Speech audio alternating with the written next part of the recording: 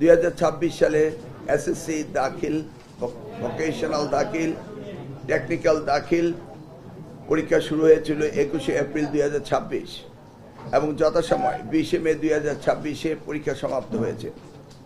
আমাদের রেজাল্ট ঘোষণার কথা ছিল গত মাসের 20 তারিখ, উইদিন 60 ডেজ, কিন্তু দেশে বন্যা বিভিন্ন কারণে আমাদের কিছু খানিকটা বিলম্বিত হয়েছে, সেজন্য আমরা দুঃখিত।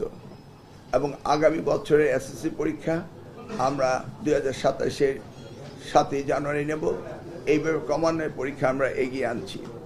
ইতিমধ্যে আপনারা জেনেছেন যে অনেক পরীক্ষার্থী পরীক্ষায় ভালো করার কথা থাকলেও অনেক সময় খারাপ করে ফেলে এবং আমাদের বোর্ডের 1980 অ্যাক্ট অনুযায়ী খাতা পরিদর্শনের নিরীক্ষণের কোনো পুনর্ব্যবস্থা ছিল না।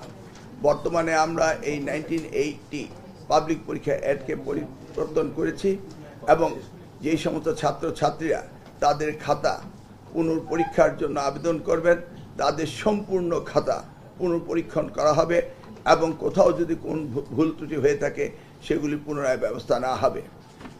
এখন আমি আমাদের এই রেজাল্টের শুভ উদ্বোধন ঘোষণা করছি। বিসমিল্লাহির রহমানির রহিম।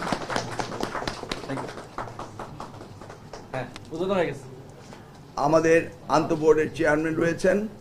আপনাদের সকল প্রশ্ন আন্তঃবোর্ডের চেয়ারম্যানকে আপনারা করতে পারেন এই রেজাল্টের বিষয়ে। ধন্যবাদ আপনাদের সকলকে।